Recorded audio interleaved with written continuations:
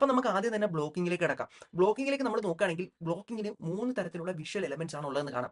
ഒന്നെന്ന് പറയുന്നത് space, 2 shape, 3 line. Space എന്ന് പറയുകയാണെങ്കിൽ ഒരു ഷോട്ടിൽ ഒരു കഥാപാത്രത്തിന് എത്ര സ്പേസ് കൊടുക്കുന്നു എന്നുള്ളതാണ്.